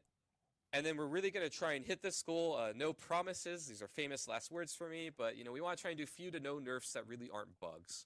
And our kind of thinking and philosophy here is that we know that, unlike the beginning of a season, players spent a lot of time farming for these things. And we don't want you to be scared of making powerful stuff and then knowing that we're going to take it away if it's too strong, right? And we want to have a sense of permanence when you start a season that you can try and target something that's cool and then finish it. But sometimes we need to if something's way too far out of control, particularly now that we have the gauntlet coming in. And our plan is to really broadcast the nerfs, whether they're design or bug fixes, before the mid-season update, so that you have an idea of what's coming, so that you can adjust your builds and play accordingly. So now let's give a couple examples here of kind of, if these things that existed in Season 3 and beyond, how would we think about and how would we handle these in a mid-season patch? So, in Season 2, like I mentioned before, the Hammer of the Ancients, this upgrade, Violent Hammer of the Ancients, was just always being applied, right? Basically, overpower builds were just getting 30% more multiplicative damage for free. It was a bug, not intended at all. This is something that we would fix in a mid-season patch. So, like, if this happened in Season 3, you could expect that in the mid-season patch, we would bug fix this, and, that would be a nerf to that build. On the other hand, a little bit more complicated one. So if you remember Ossified Essence, you Necromancer players, this was your key passive, and it was really, really, really good. It basically says that your bone skills deal more damage based on each point of essence you have above 50. The gameplay here that we had intended was, you try and increase your mass essence, which is a fun little itemization game that you have. But then you also have some gameplay of trying to only cast and then get back to max as soon as you can. So you care about resource regen. Like, there's all these cool gameplay and itemization things going on. What we didn't anticipate, though, was that players would get as much max essence as they were able to, or that they were able to keep it as high as they were able to. And those were really just oversights on our part.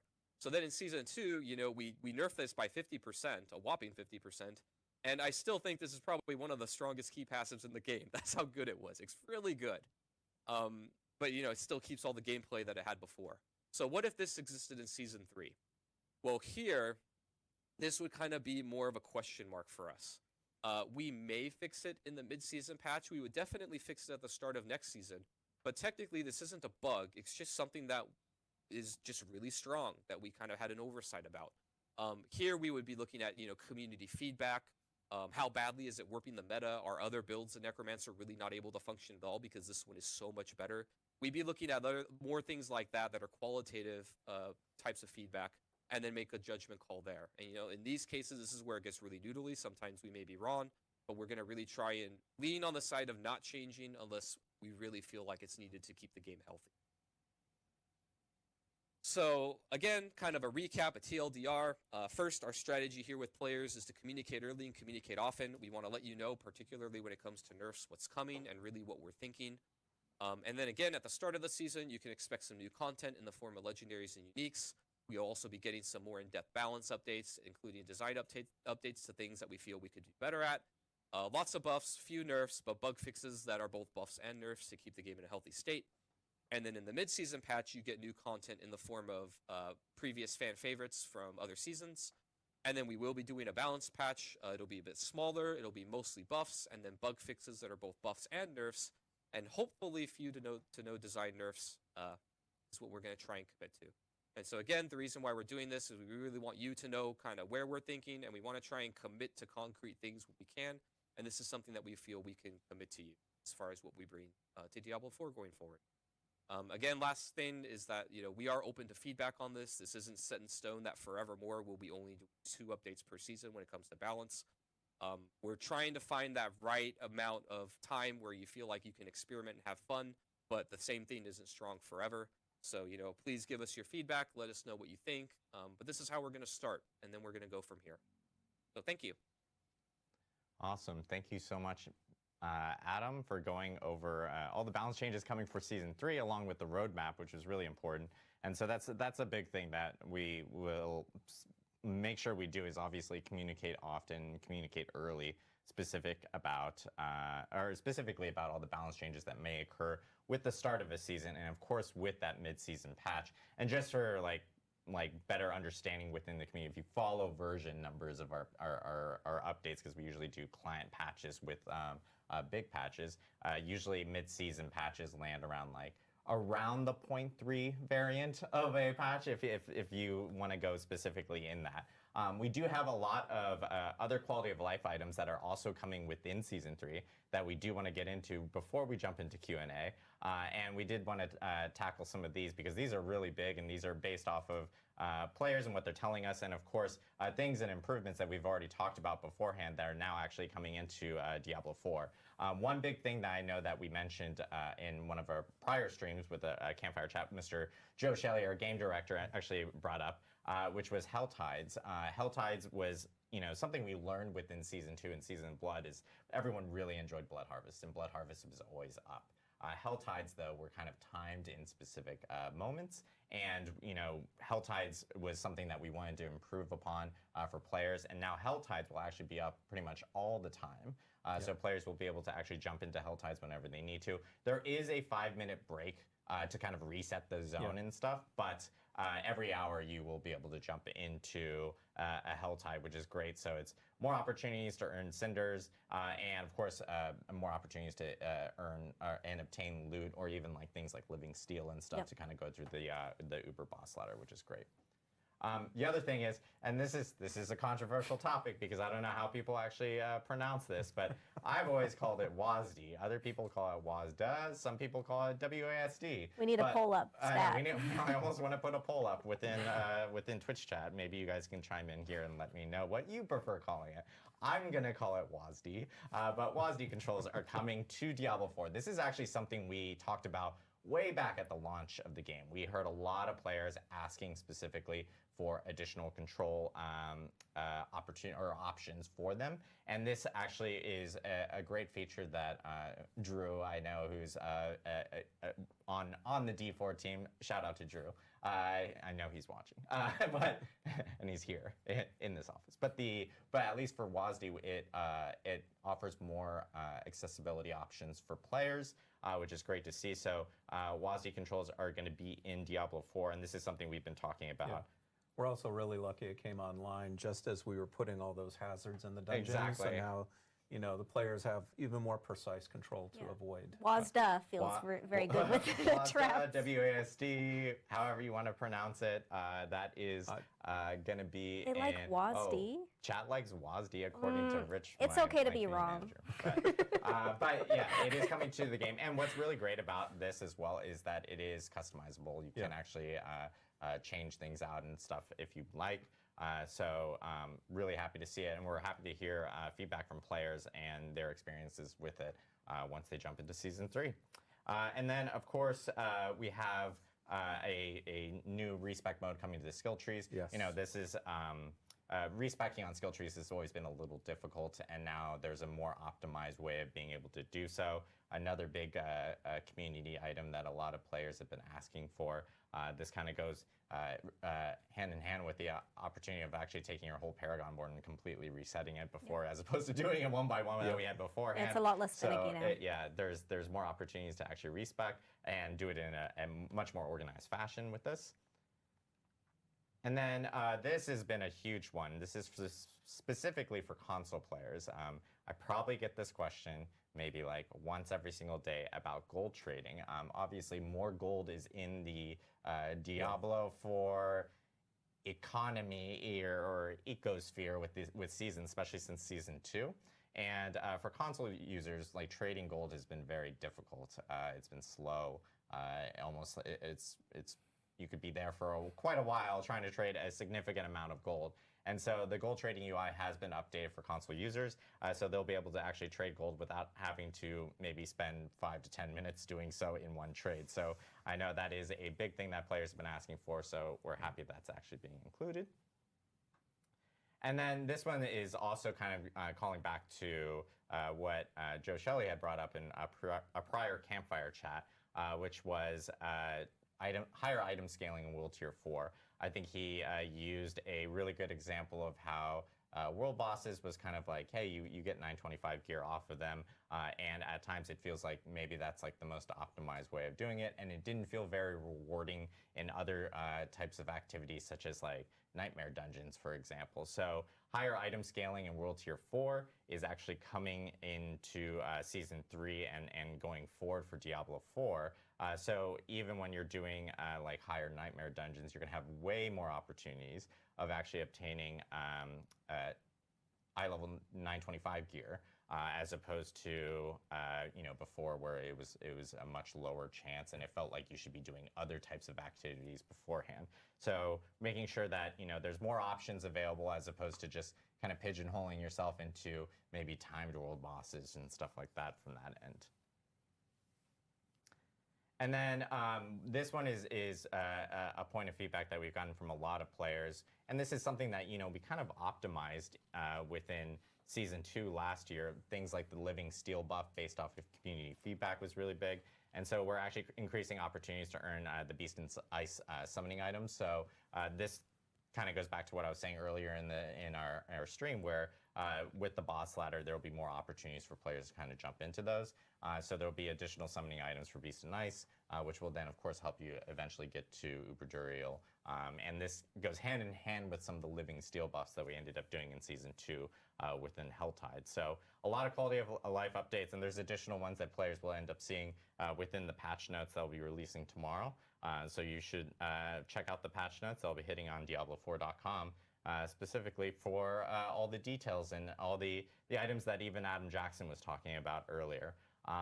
Now we come to the part where I always mess up names, but actually before we do that, I'm breaking order.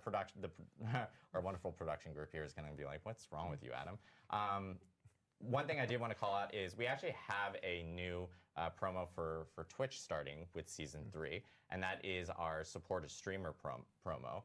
We had the Support a Streamer for Season 1. We have it again for Season 2. It is a new mount that players can actually earn. This time it's different. Before we only had a select group of streamers. I think it was like around 2,000 streamers that signed up and opted in. Now it's for any streamer that streams Diablo 4. Thank you, Twitch, for making the engineering updates to allow for it to be just across the whole entire category.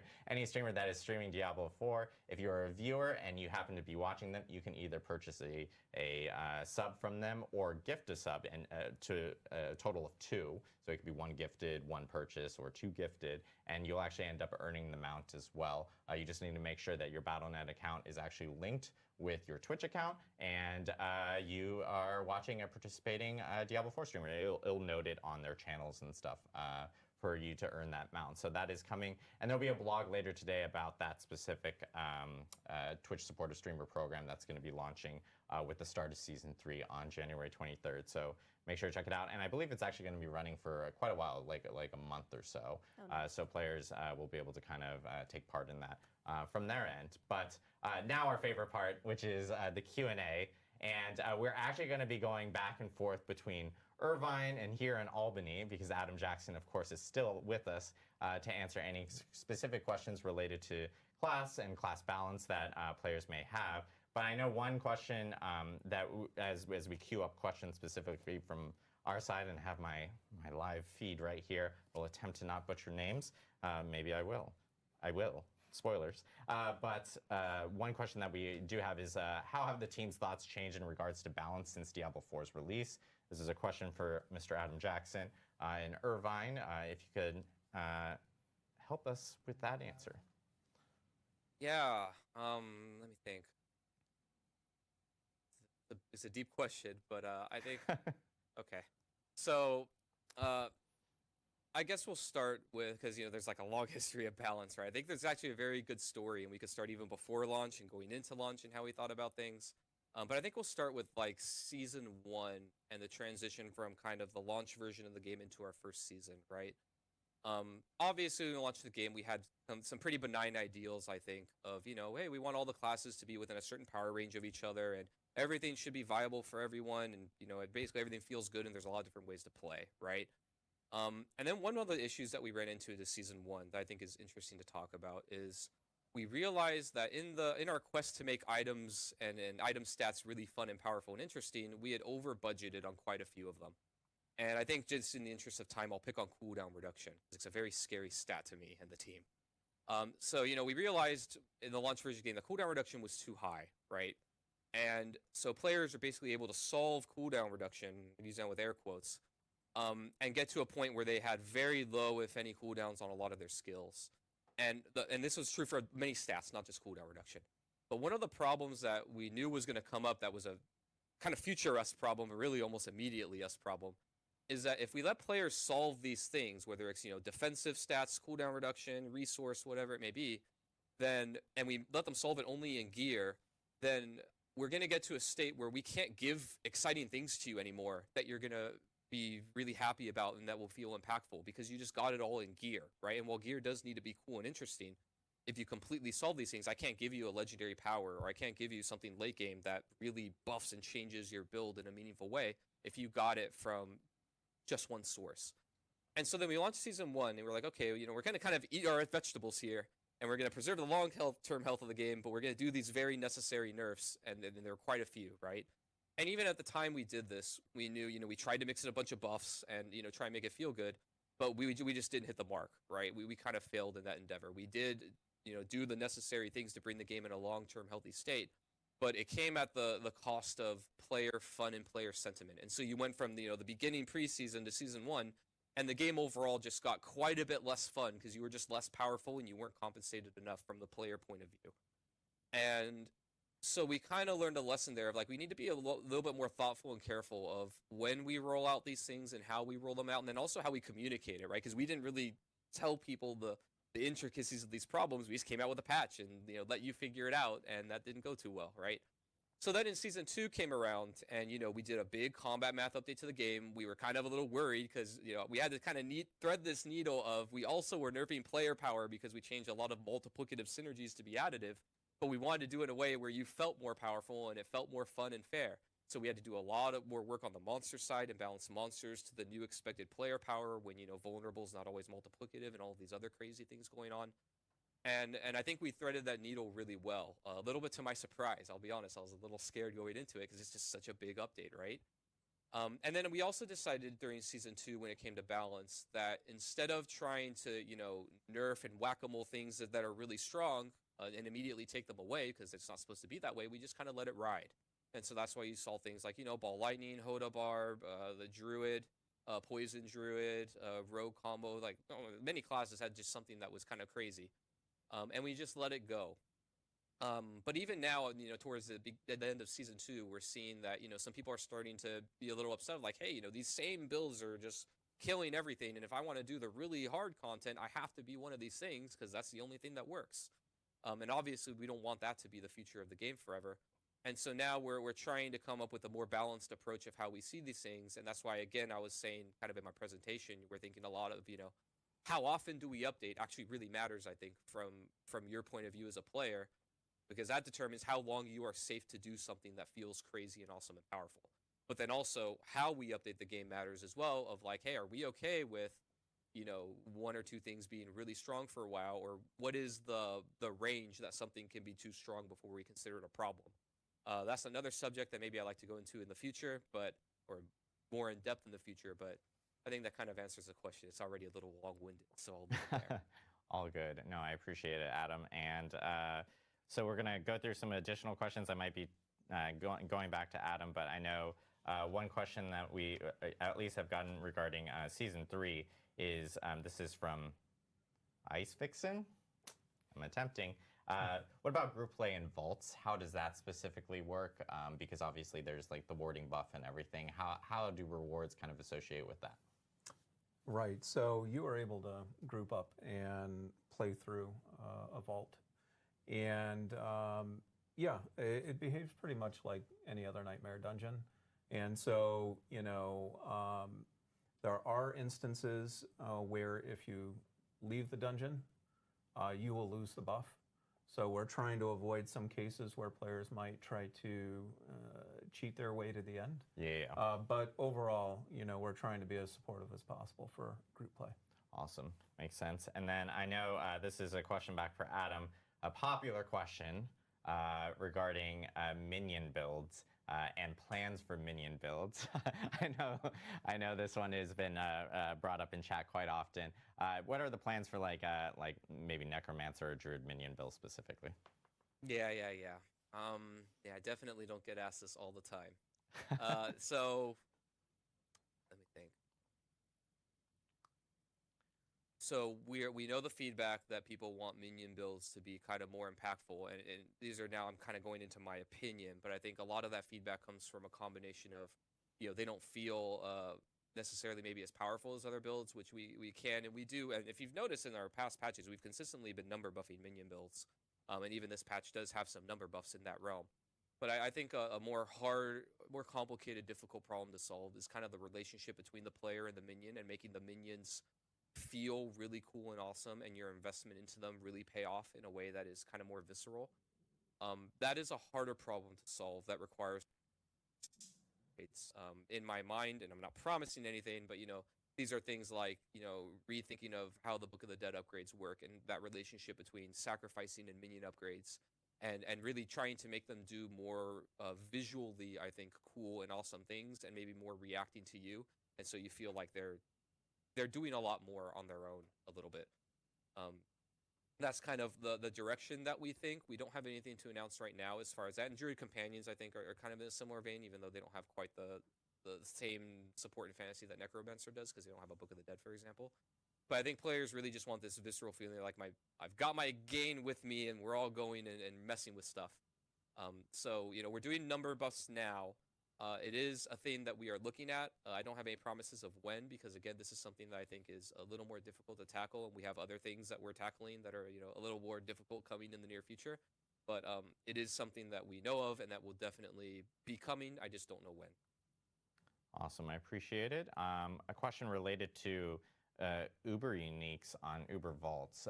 Is that something that players can find there, or like what can they find in that? So Uber uniques are still the domain of Duriel at this point. That's going to be your best shot for getting Uber uniques.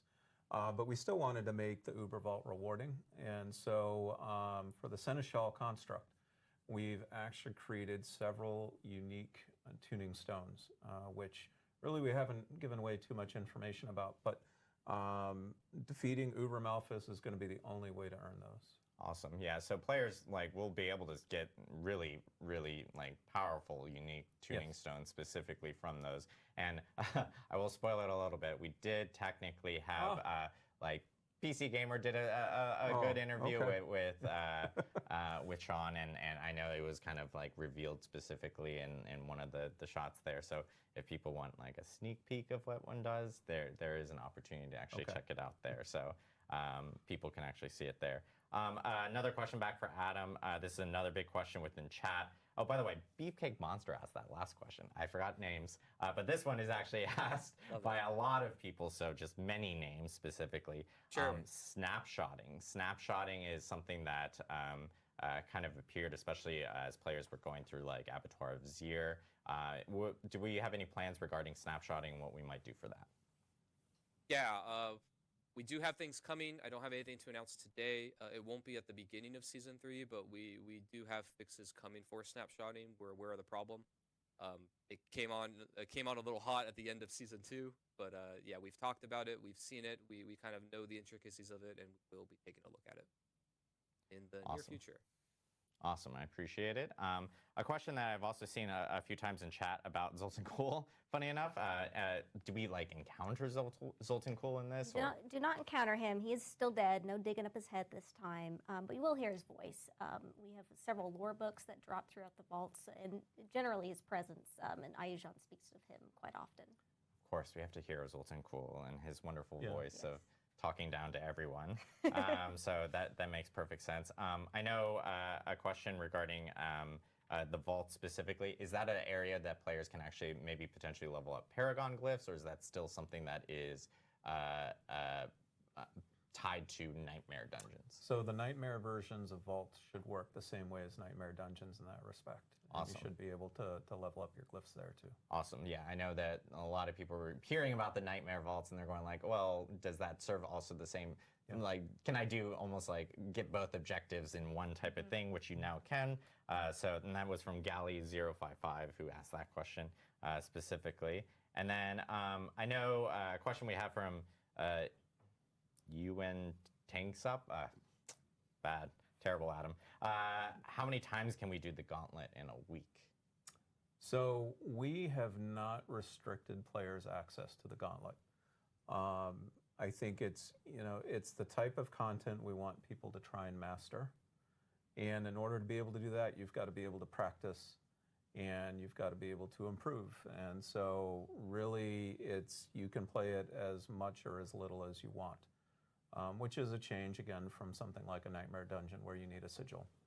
The only requirement right now is that you are World Tier 4 and that you think you're ready. Yeah, so again, you can jump into these specifically before, gauntlets specifically before hitting level 100. Usually preferred to go in at level 100, but you can try tackling it a little bit earlier if you want.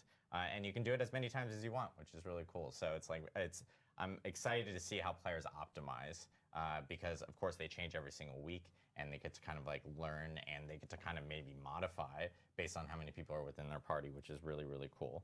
A question that we also have been getting regarding some of the I lost my question now. I'm so bad at this. The itemization updates that we have talked about in the past. A lot of people are asking like, hey, is that still on track for Season 4? This one was specifically from Fermel. Yes, that is still on track for Season 4. We have a really massive itemization update coming specifically for that season. And we'll have more news to share as we get closer to Season 4.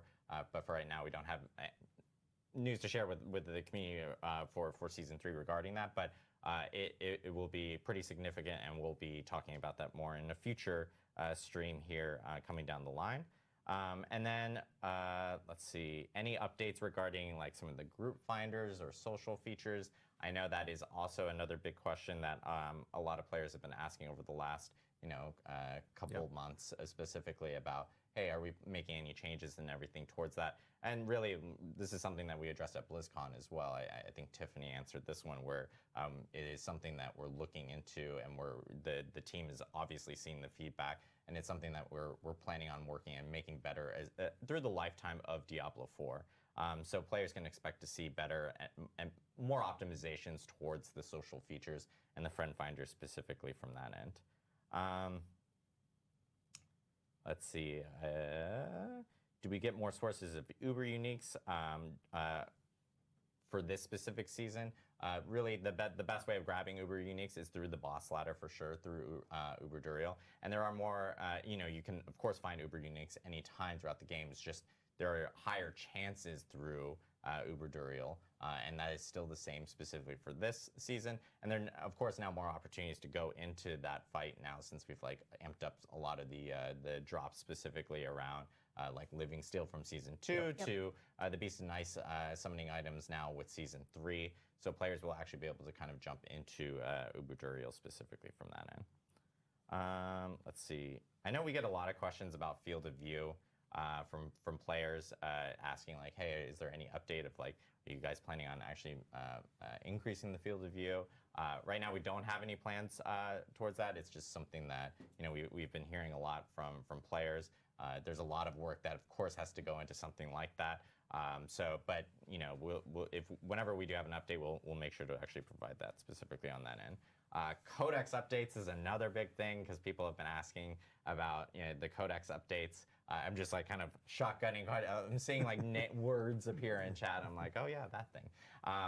That is something that we talked about before, and that work is currently underway, and that will also be part of a future season. And it is a massive update. It's something that we had talked about beforehand on previous streams, which was kind of helping out with inventory, making sure those specific aspects were like pulled out of inventory and kind of stored within the character or cataloged within the character. So we will have more info on when that actually ends up hitting soon.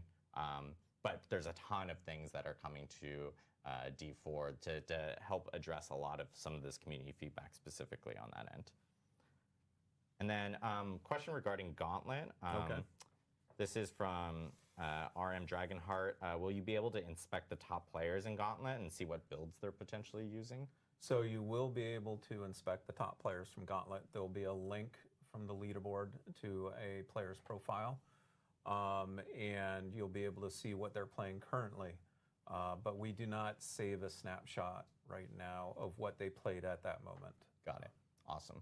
So yeah, if you want to see kind of like, top builds and stuff like that, you have the opportunity to, but it does, if they happen to change their build overnight or something like that, it's going to grab whatever that existing build is specifically from that end. And then I know we've gotten, or this was a question from Max, not TV, regarding Malphus. Do we have any plans of Malphus becoming maybe potentially an endgame boss outside of the season? Or are we planning on maybe, introducing it in like a boss ladder in the future? Right. So every season, much as Adam described for Power, we take a look at those elements that we really liked from a previous season to see if we can bring them forward. Certainly people on the team like fighting Malphus. Hopefully y'all enjoy fighting Malphus too. If you like fighting him enough, then perhaps in the future, yeah, we could bring him over to the boss ladder. Yeah, but just like Farshawn. yeah, but we're no commitments to that quite yet. Awesome. Cool. Well, I know we went through some questions here, and we're a little over beyond. We're aiming for 90 minutes. We're a little beyond. It's totally fine though. Really appreciate. Yeah, a lot of stuff in season 3. Really appreciate everyone providing questions. And if you have additional questions, of course, make sure to ask them over social media, Reddit, forums. We're always checking those out, and of course, we'll try to address them in either future streams or immediately if we can after the stream. Again, patch notes for season 3 and the new 1.3 patch are going to be hitting tomorrow. So make sure to check Diablo4.com specifically for those patch notes. It's a big one. Always a big patch notes when you start off a new season specifically. And you know, we have a lot of other activities that are going on within the Diablo universe. Diablo 3 started their new season just a couple weeks ago. D2, repping D2 today. There we go, D2R. D2, I know we've gotten a lot of questions about when the next ladder will be. We'll have more news on that in February. We don't expect a ladder reset to happen until February, but we'll give you a specific date as we get closer to February. Of course, DI has a ton of new updates as well. They had a big update before the holiday regarding familiars being added to the game, and they've been expanding on that.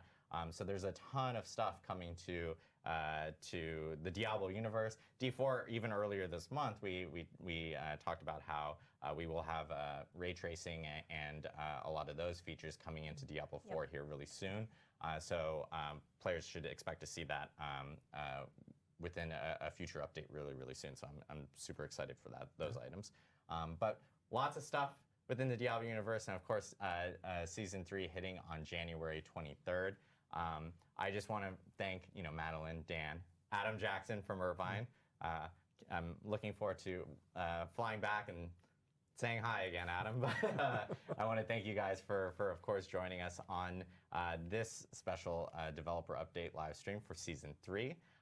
And just a heads up for people that are watching, our friends at Xbox are actually doing an Xbox Developer Direct that's going to be starting here really soon. So make sure to check that out on the Xbox channel on Twitch and on YouTube. And of course, we'll be raiding into some of our wonderful Diablo partners on YouTube and Twitch. So make sure to tune into them immediately after the stream. But thank you guys again for tuning in for the developer update for Season the Construct, which is launching on January 23rd. Patch notes tomorrow on Diablo4.com. And yeah, thank you guys from Albany. Really appreciate it. See you guys in game. Have a good one.